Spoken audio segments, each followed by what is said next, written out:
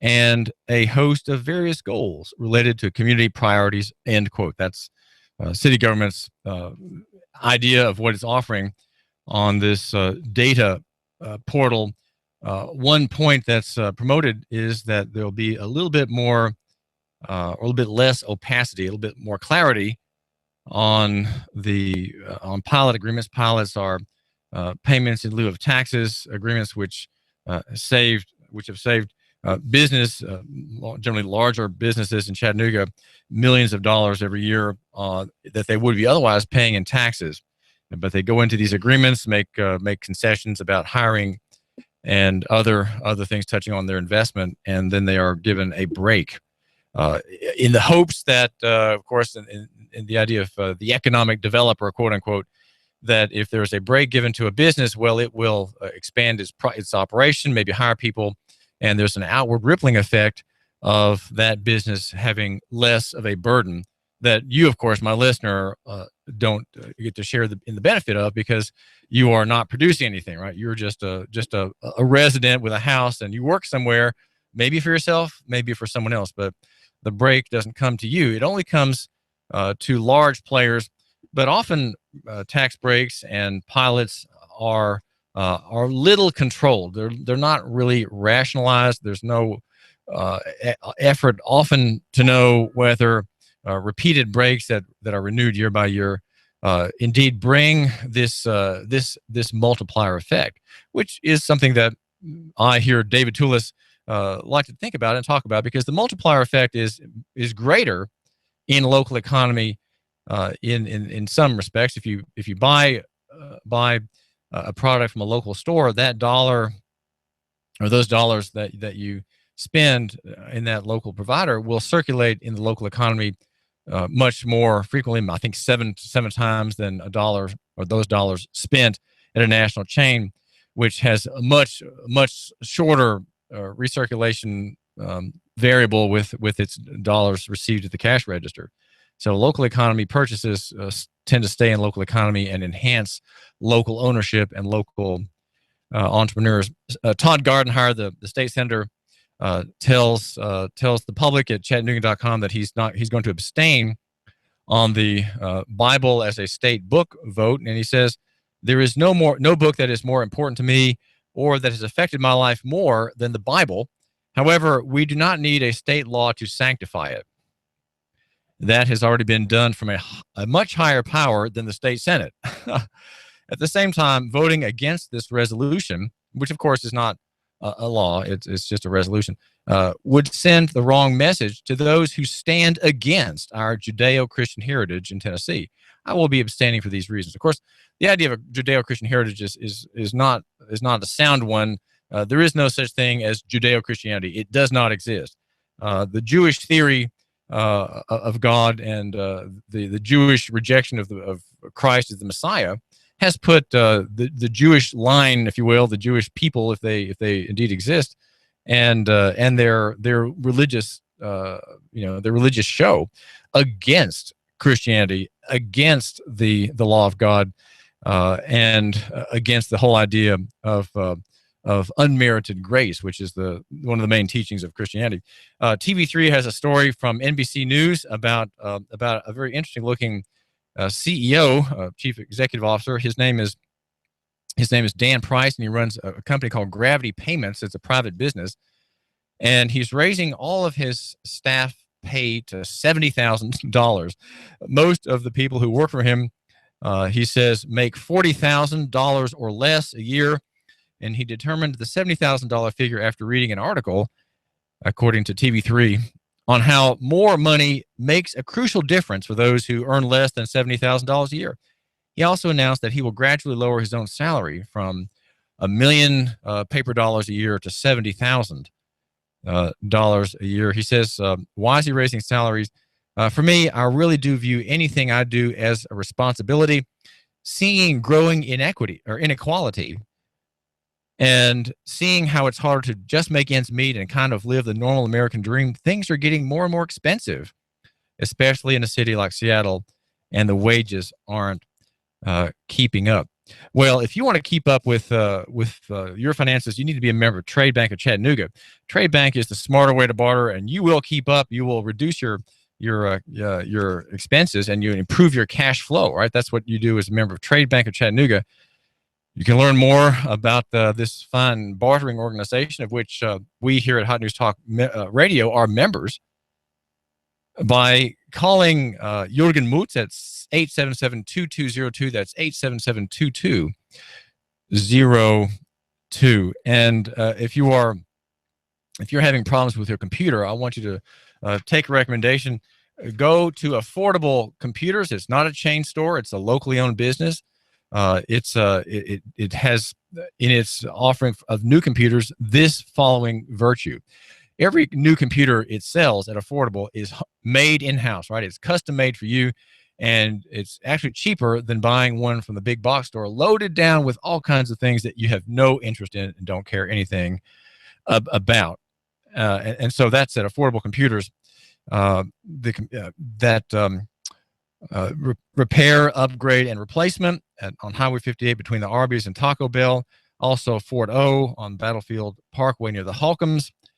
And get a refurbished name brand computer such as a Dell for $150 or $200. A great deal. There's going to be a vote in the General Assembly today, according to TV12, our CBS affiliate, on again this bill to pass the Bible. Todd Gardenhire is going to abstain. He does not want to vote against it because it would send the wrong signal to critics hostile to Christianity. And yet, on the other hand, he doesn't want to support it because it's a book that has sanction from a higher authority than the state Senate. So he will not be voting for that, to put the Bible in the so-called blue book, though now it's I think it's orange again.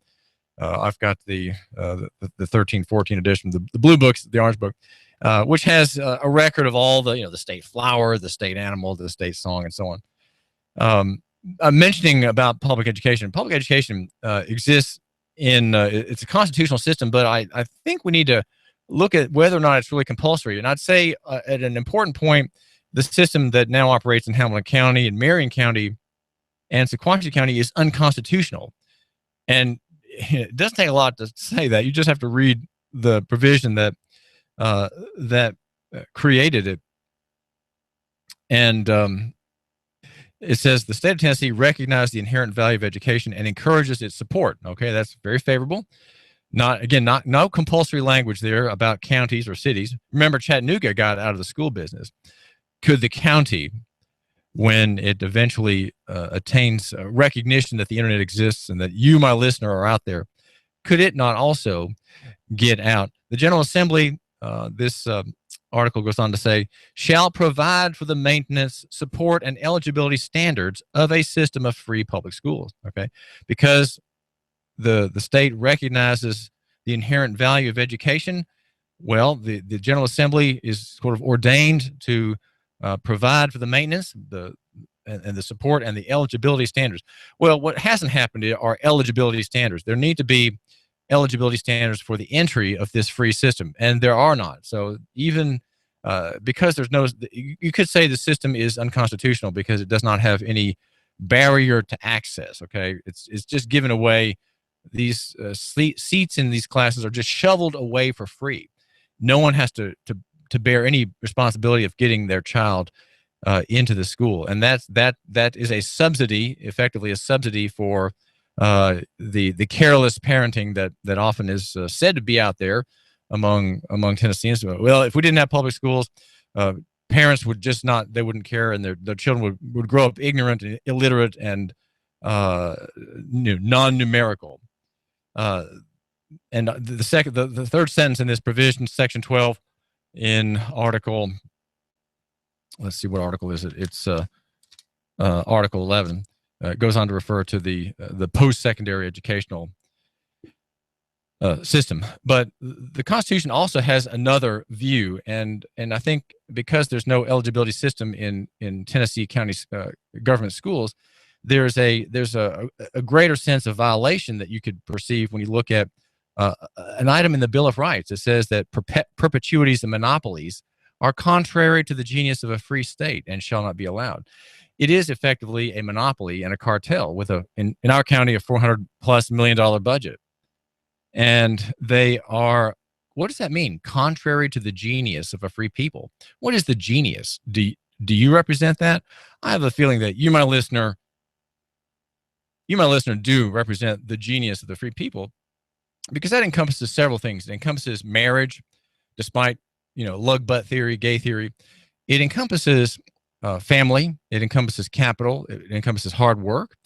And also a desire to be independent, a desire to be part of a people who are not subjugated, right? Not made subject to others who are remote or alien or hostile to life in this part of the world, which we can identify for convenience through the political framework of it as Tennessee. Of course, Tennessee is an artificial construct, just like the United States is.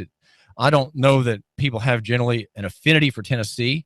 They probably connect more to the places in which they live in terms of geography than in terms of the legal structure, the legal political structure called Tennessee. I try to be loyal to Tennessee vis-a-vis Washington. In that context, I'm very loyal to it. But on the other hand, if Washington is not in the picture, how loyal am I to Nashville? How loyal am I to Tennessee per se, the volunteer state? What does it mean to me? Do I have a connection to it, a religious affinity to it, something in which there's almost a worship and a subservience that I willingly give to this great body, this great idea or ideal, which is Tennessee? I don't have that. I mean, I like I say, vis-a-vis Washington, I'm very pro Tennessee, but when Washington is not in view, I'm much less so. Well, the reason I mentioned Washington being in view or not is the story about the snooping bill. The federal government, we have to hope that the lights are going to go out sometime for that business. It is a giant, it is a giant business dressed up as a state, dressed up as a nation, and it is a Senate bill, and it's called the Intelligence Authorization Act for fiscal year 2015. And it comes to my attention from a letter published by a member of Congress, Justin Amash, that this is a one more dreadful imposition of the administrative national state, the federal welfare state, the federal warfare state, upon you, my listener here at Hot News Talk Radio. And that is because it essentially puts into statutory language the holding of your data. Because remember, all of your data is vacuum cleaned up by the national power through the NSA.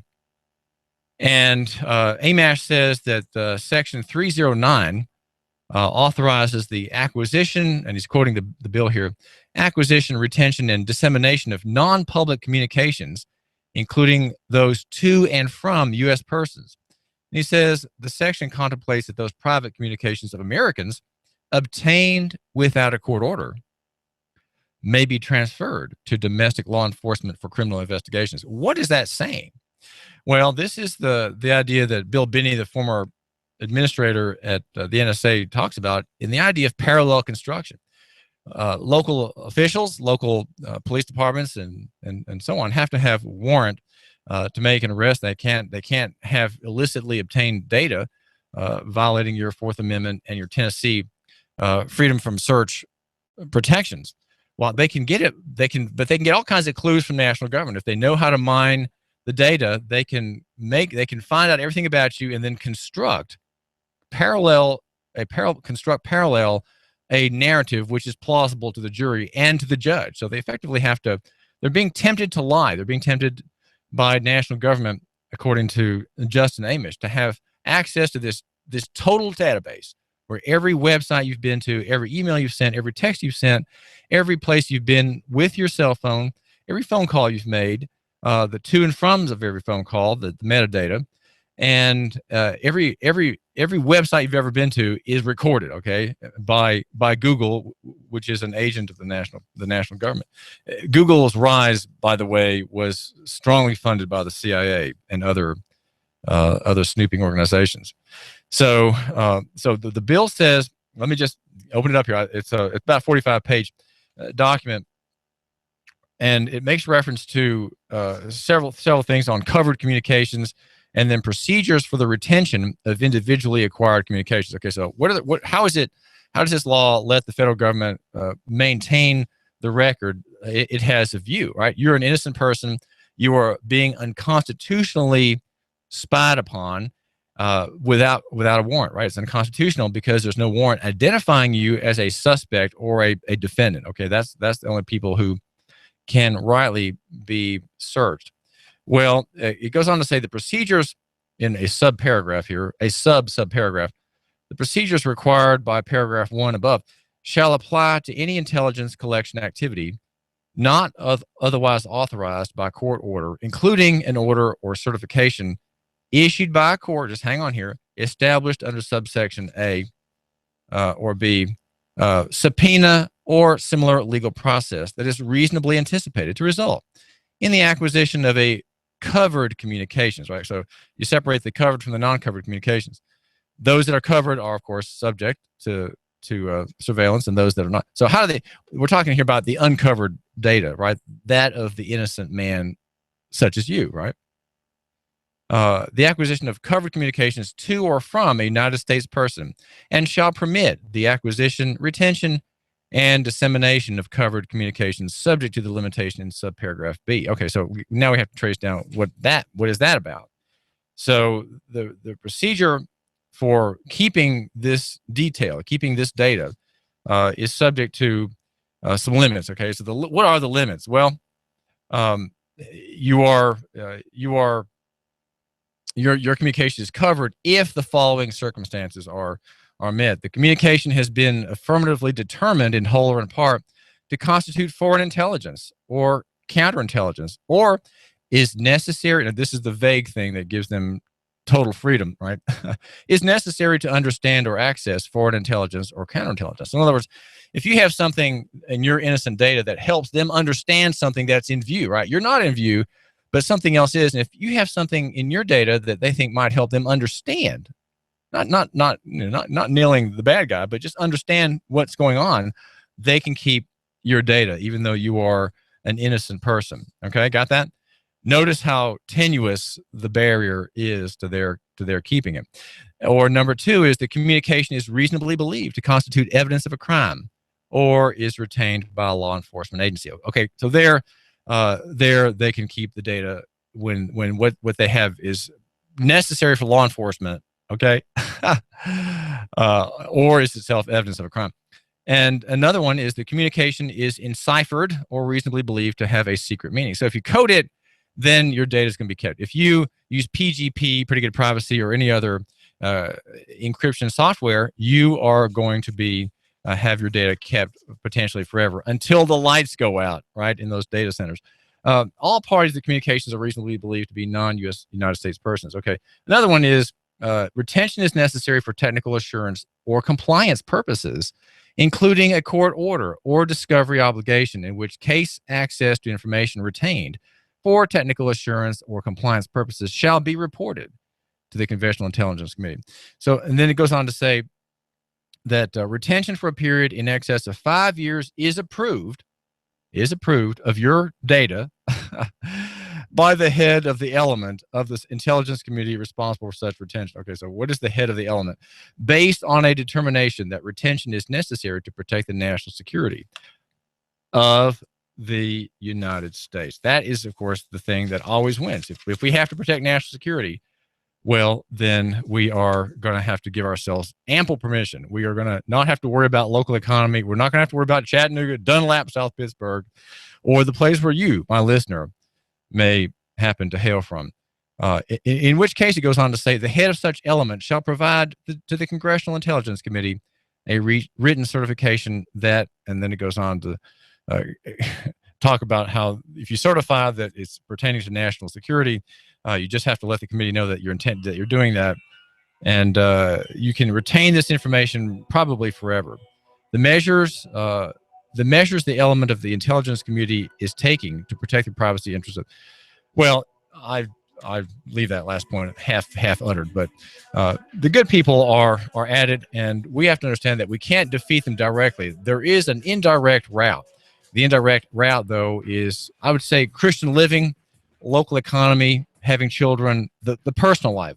They're going to do what they're going to do, but we can avoid them by other means. NASCAR, Laura Ingraham, Dennis Miller, David Tulis, Coast to Coast AM, and CBS Radio News. Chattanooga's news, talk, and sports leader. Hot News Talk Radio, 910, 1190, and 1240 AM. Hi, this is your computer speaking. I don't feel so well. It's like I've come down with a bug, and I'm getting slower. Affordable Computers. We fix sick computers. Your hometown guys at Affordable Computers will repair your PC in half the time of the big boys at an affordable price. No tricks, no gimmicks, no computer speak technobabble. Just good, quick, and courteous affordable service and repairs. Want to affordably supercharge your PC? Affordable Computers on Highway 58. Affordable Computers hand builds all desktops in-house. If you're looking for a better-than-new refurb laptop, $150 will get you a Dell or another name brand at Affordable Computers. Affordable Computers, Highway 58, between Arby's and Taco Bell. Also Fort O, Battlefield Parkway, near Holcomb's. Affordable Computers, we service what we sell. Call 499-1975. That's 499-1975. Wow, this is amazing. I'm feeling great. Supercharged. Hi, I'm Dr. Nancy Reinhardt, inviting you to get a free session in our new Magnosphere. This is a device that improves your health through precisely tuned, low-frequency magnetic fields. As a chiropractor, I manage aches and pains, mainly in the back and neck. What's hurting you right now? And how long has it been there? Why put up with it any longer? I've been in practice for 28 years and know how to help. Chiropractic adjustments enable you to heal and to feel better. Call 875-8222. That's 875-8222. And remember, whether you come for chiropractic or not, you're invited to schedule your free Magnosphere session at 875-8222. Are you tired of working in corporate America, or have you recently lost your job and would like to consider owning your own business? If you are, please call me, as I can help you look at franchises or business opportunities that fit you, the economy that we're in, and the type of businesses that are right in the greater Chattanooga area. After I help my clients find the right opportunity, I also help them find the best way to finance the business, including paying yourself through the startup phase. If you would like to learn more about opportunities that may be right for you, please call me for a free assessment. My name is Bruce Krebs at the Entrepreneur Source. Phone number is 423-875-5621. Okay, you get your taxes done by a franchise, but you're just a number. Your preparer might have had a 9-week course, but he's a number 2. Are you creating prosperity for your customers and yourself? E.J. Pelton clears the thick underbrush of taxes, helps make your way straight. Don't let uncertainty dampen your local economy spirit. Look, come home. Let E.J. Pelton Tax Service handle your taxes. Eric Pelton is the Chattanooga and Saudi Daisy tax specialist with 37 years under his belt. Eric Pelton also does bookkeeping and accounting to help you reach your entrepreneurial and financial goals. Confidential advice, consulting, and other services. Yours for the asking. EJPelton.com. That's EJPelton.com. Call 332-3339. That's 332-3339. Think ahead. You give us 12 minutes and 40 seconds, we'll give you Chattanooga and the world. News Talk 1240. If the South would have won, we'd have had it made. I'd probably run for president of the southern state. The day Elvis passed away would be our national holiday. If the South would have won, we'd have had it made. NASCAR, Laura Ingraham, Dennis Miller, David Tulis, Coast to Coast AM, and CBS Radio News. Chattanooga's news, talk, and sports leader. Hot News Talk 1240. Fox News Radio, I'm Karen McHugh. Former New England Patriot Aaron Hernandez is found guilty of murder and is sentenced to life without parole in a Massachusetts courtroom. Powerful words following that announcement from the mother of the victim, Odin Lloyd. I forgive the hands of the people that had a hand in my son's murder. Ursula Ward. Hundreds may be dead after a ship ferrying African migrants to Italy capsizes in the Mediterranean. Aid workers estimate that 400 people are missing after a dilapidated fishing boat, which they'd boarded in Libya, capsized. When they saw a rescue ship approaching, they leaped about and tried to attract attention, and they may have capsized the boat. Joel Millman with the International Organization for Migration saying survivors have said at least a third of the passengers were women and children. Fox News Radio's Simon Owen. Nearly 24 U.S.-led airstrikes carried out against ISIS in Syria today. Fox News, we report, you decide.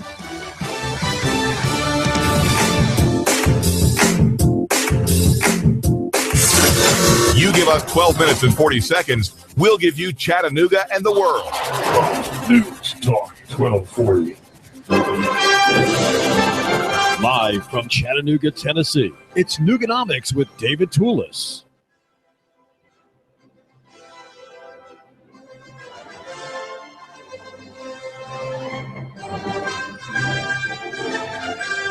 It is tax time, and the heroes of the day are people such as Eric Pelton.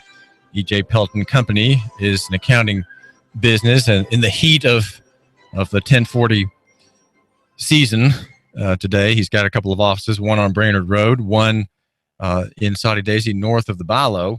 And now as things ease up, you may want to give Eric a call and ask him to hear you out on your business idea. I do think he would be able to offer you some good advice and some good pointers to put your feet maybe more in a realistic place. And he'd be a good person to meet once things start picking up for you and your little enterprise. And I would suggest that you give him a call and get in when the heat's off. The number is 622-3156. That's E.J. Pelton Company. E.J. Pelton Company is 622-3156.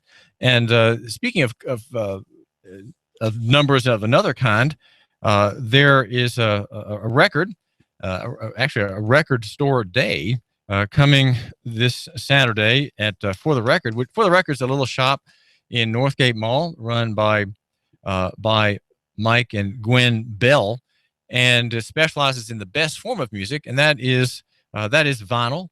And on Record Store Day, independents such as Mike and Gwen's are showered with specials, and that is to say special releases, new music and old vintage, the greats, with special things. For example, the available will be available Saturday. So the doors open at 10, and it's an all day event with a little bit of free music in the morning. You can eat and drink there as well a little bit, and thumb through hundreds of releases that are part of the stock For the Record, and also CDs, of course, and cassettes and other things as well, posters, memorabilia, all kinds of things that are for the music lover. And my name is David Tulis. Our show is Nooganomics.com. We cover local economy and the free market. Our slogan is "Love Your Neighbor, Buy Local." Feel free to use that. You know, you could go to Advantage Printing and have Alan Jones make some posters that you'd hang in the aisles of your store. Love your neighbor, buy local. That's not my statement, and feel free to use it and have your patron recognize, your shopper recognize that locally bought things are enriching of local economy, local families. We don't want more employees in Chattanooga. That's the last thing we want. We want more owners, okay? And so for there to be more owners, we have to have a kind of loco-centric perspective in our commerce. There's a story on TV3's website about Grundy County Bible man Horace Turner, and he's facing now the complaints of an atheist mom, and on behalf of her student, are kind of putting a bit of coolness between Mr. Turner, who's a regular figure there, and the school system. He comes and he has convocations, which are distinctly Christian, right? There are many Christian people in Grundy County, and if you want to say what is the chief religion of that Southeast Tennessee county, it would be the Christianity and of the scriptures, right? The mom says about her son, at first he did not know that he didn't have to go. As he got older, it bothered him that he had to sit through all this because it's not his religion. And Mr. Turner's been coming to Grundy County for 40 years, we're told by Sarah Sittery, the reporter at TV3. It's on the website, and you can read the details there. And so the question is, why is there a conflict? And I know you, my listener, you're not a professing Christian, but you know people who are professing Christians. Here's a question that I'd like you to ask this friend of yours, right? The man you know, the man at your office. Why do you have your children in public school, where where people who are outright atheists can, in the end, control things by threats. They can say, "Well, we've got to prevent Mr. Turner from coming because he's a Christian, and we're supposed to be under separation of state, right, and church." And therefore there may be a loss of warmth that he will face, and maybe eventually an outright prohibition that he show up with his tracts, his gospel songs, and his words of encouragement for people to love the Lord God through Jesus Christ, his Son, which is of course the proposition of Christianity. Well, why is your Christian friend sending his child to a school system which, though it has Christian people who work there and work in it, is professedly atheist, right? The public schools are sort of atheist by design because there is the atheist, and because the goal of public education is human management, and it is foundationally materialistic. And you want to consider what famous teachers have said about their duty as teachers. Why are Christians putting their children in public education, where if anything else, it disheartens the individual genius of the child? Because remember, it's a mass system. It's designed to be a mass system. The purpose is to wear away, to burnish off the awkward edges and the lumps and weird lines and shapes that are part of your son or your daughter's character, right? That makes that child distinctly yours, fashioned by God in your likeness, and you're in your wife's likeness. Well, public school is designed to make children all kind of alike, right? And it does that by being a mass management and mass training system. And the chief lesson of school is not any of the lessons. It's not English. It's not math. It is school itself. If you believe some of the greatest writers on this point, it is about conformity, about being like other people and being able to get along, right? To get along in modern corporate society. Well, the question that you need to answer, have your Christian friend answer, is, are you not supposed to care for your inferiors?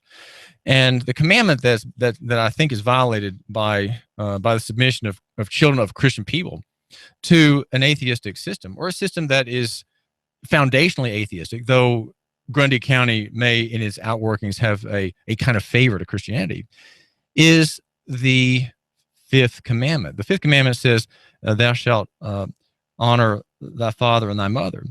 And because what this commandment is about hierarchy in relationships. It's about how equals are to treat equals correctly, how inferiors are to treat superiors, and how superiors are to treat inferiors. Okay, it's all about society, because in society you always have people you have to obey, and there are usually inevitably people who have to obey you, right? If you're a dad or a business owner or a general, right, or a judge, you tell people what to do. But or no, maybe just maybe just process orders in a factory, right? You're telling people what to do. So we all have gain authority in life, and that's under this commandment. That's the fifth commandment. And so there are sins of inferiors, there are sins of equals, there are sins of superiors. And to set a child in a public school seems to me to violate the rules, that Christians claim they are trying to live out. For example, one question in the larger catechism written by the Westminster Divines back in the 1640s is, what is required of superiors toward their inferiors? In other words, how should we deal with our inferiors, which I would say would include your children? It is required of superiors, according to that power they receive from God, and that relation wherein they stand, to love, pray for, and bless their inferiors. Okay, to instruct, counsel, and admonish them. Does that happen in public school?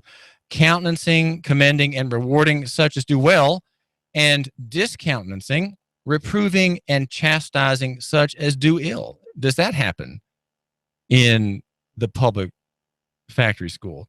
Protecting and providing for them all things necessary for soul and body. All right. Does the public school provide for the soul of your child, or your Christian friend's child? Right. That's the question you need to ask your Christian friend. Does the public school provide all things necessary for soul and body? and by grave, wise, holy, and exemplary carriage. Again, this now is the duty of superiors, right, to inferiors, to procure glory to God, honor to themselves, and so to preserve that authority which God hath put upon them. Well, conversely, you can ask, what are the sins of superiors, right? What do superiors need to not do? The sins of superiors are, according to the Westminster Larger Confession, this is a standard issue Christian catechism. Okay, it's a Q&A. The sins of superiors are, besides the neglect of the duties required of them, an inordinate seeking of themselves, their own glory, ease, profit, or pleasure, commanding things unlawful or not in the power of inferiors to perform, counseling, encouraging, or favoring them in that which is evil. Now think about that for a second. If you're a superior, one sin that you might have and commit is encouraging, favoring, and favoring those which do evil. And think about how President Lincoln is treated in public education, right? He is a scoundrel and an invader. He is part of a grave American problem, which is the Yankee problem. We have according to historian Clyde Wilson, we have a Yankee problem in our country. And so if you're a public school, a public school dad, your hireling, ostensibly the teacher, is talking all about how the South was wicked and President Lincoln was good to bring the Union to fruition, and all these other things. The Federal Reserve System was a great thing to save the American people from the business cycle, and such like. What are the sins of superiors? It goes on to say another sin is dissuading, discouraging, or discountenancing them in that which is good. So what if your son takes part in cop block, for example, which is standing up for your constitutional rights on the side of the street and making movies out of it, right? Putting them on Facebook. He's going to get into trouble. He might get beaten. He might get arrested. Should you encourage that, or should you discourage that? What about correcting them unduly? Careless exposing or leaving them to wrong temptation and danger. See, that's another problem. If your Christian friend supports public education by granting his heir into that system, is he exposing and leaving his heirs to wrong temptation and danger? Is he provoking them to wrath, or in any way dishonoring themselves or lessening their authority by an unjust, indiscreet, rigorous, or remiss behavior? So there's a lot there, more than just the question about your Christian friends having his child in public school. But it is I'd say a grave compromise, and it's part of a cultural problem of which Hillary Clinton is an example. And she is clearly a Yankee type person.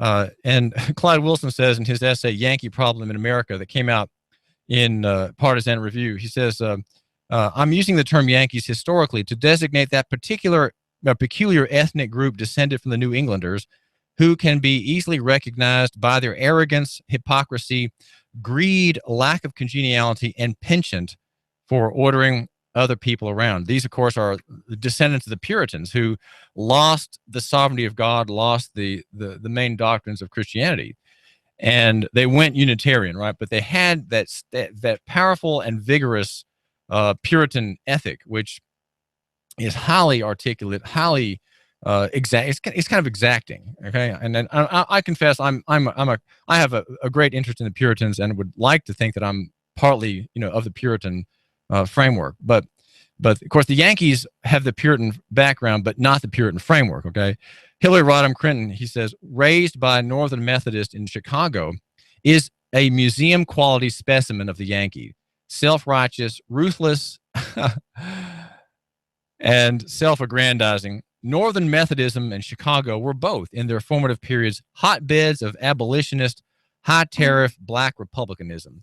The Yankee temperament, it should be noted, makes a neat fit with the Stalinism that was brought into the deep North by later immigrants. And of course, the whole Yankee argument is that the South was evil. It was, the South was all about slavery. It was about white supremacy.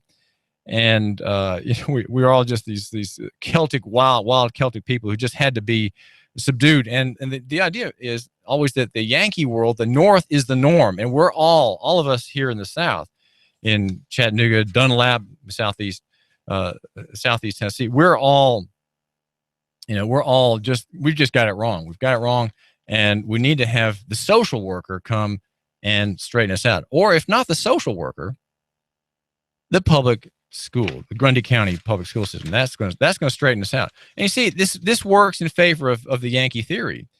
Even though everybody in Grundy County may be a Christian, everybody on that staff may be a practicing Christian. Okay, I know you're not, but I mean, we're talking here about Christian people who are patronizing this system.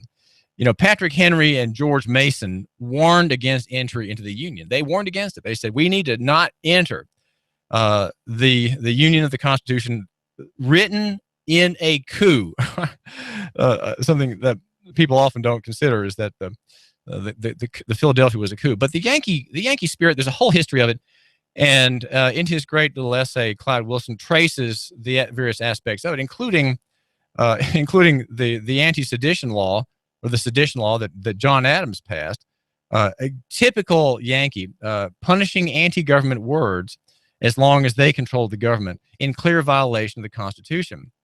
During the election of 1800, the preachers in New England told their congregation that Thomas Jefferson, whom of course is a states' rights agrarian, he was not a practicing Christian, but his worldview was steeped in the concepts of self-government that Christianity had long upheld.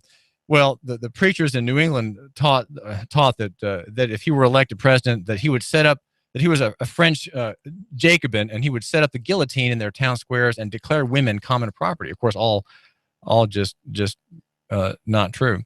And Yankees opposed the War of 1812, but the South was for it. Why? Well, the South wanted to fight Britain because its sea forces were oppressing sailors who were helping to profit Northern industry, right? And the South just wouldn't have it. The Yankees didn't want that war.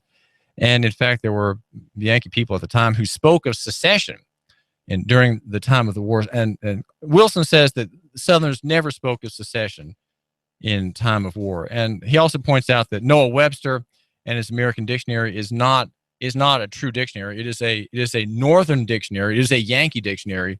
And we should be very suspect about declaring it, the be all and end all of spelling and other. It's has kind of imperial way about it.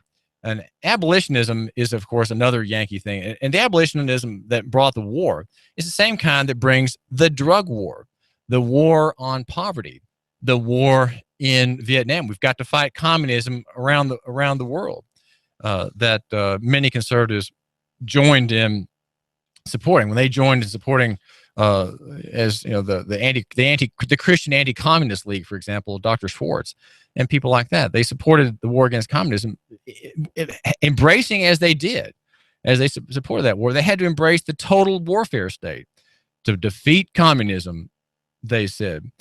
Since the Confederate surrender, the Yankee has always been a strong and often dominant force in American society, although occasionally tempered by Southerners and other representatives of Western civilization in America.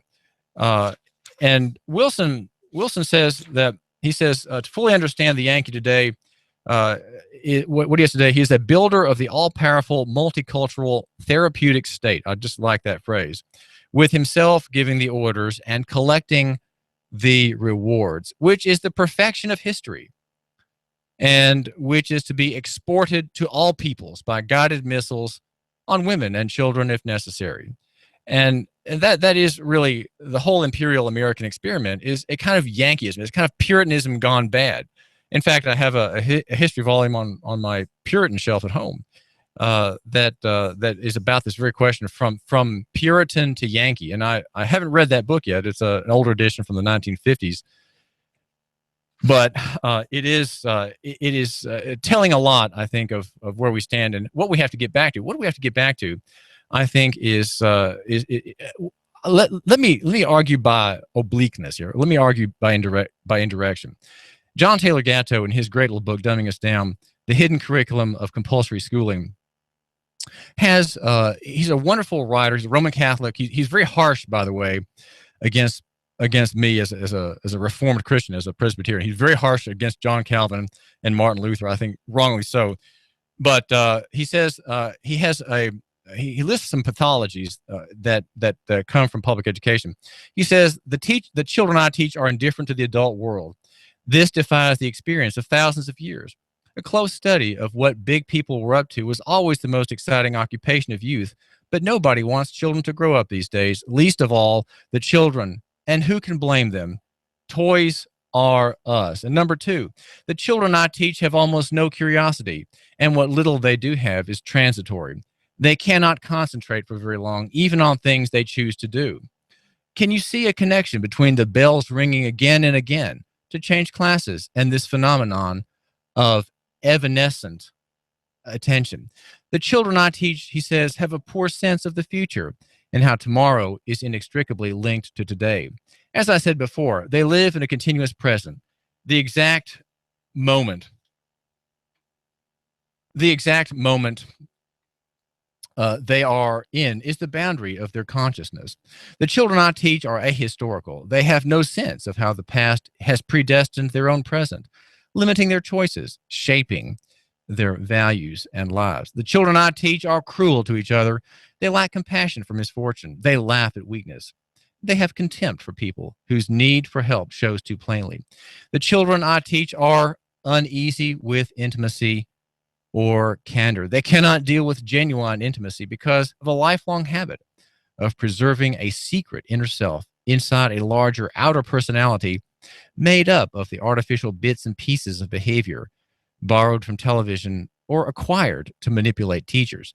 Because they are not who they represent themselves to be, the disguise wears thin in the presence of intimacy. So intimate relationships have to be avoided. The children I teach are materialistic, following the lead of school teachers who materialistically grade everything, and television mentors who offer everything in the world for sale. The children I teach, he says, are dependent, passive, and timid in the presence of new challenges. This timidity is frequently masked by surface bravado or by anger or aggressiveness, but underneath is a vacuum without fortitude. I could name other conditions that school reform will have to tackle if our national decline is to be arrested, John Taylor Gatto says. But by now, you will have grasped my thesis, whether you agree with it or not. Either schools have caused these pathologies or television has, or both. It's a simple matter of arithmetic between schooling and television. All the time children have is eaten up. There simply isn't enough other time in the experience of our kids for there to be other significant causes. Genuine reform is impossible, but it shouldn't cost anything. More money and more people pumped into this sick institution will only make it sicker. Of course, Rick Smith, our superintendent, is wanting $35 million more. We need to rethink the fundamental premises of schooling and decide what it is we want all children to learn and why. For 140 years, this nation has tried to impose objectives downward from a lofty command center made up of experts, a central elite of social engineers. It hasn't worked. It won't work. And it is a gross betrayal of the democratic promise that once made this nation a noble experiment. The Russian attempt to create Plato's Republic in Eastern Europe has exploded before our eyes. He's writing in the late 90s here.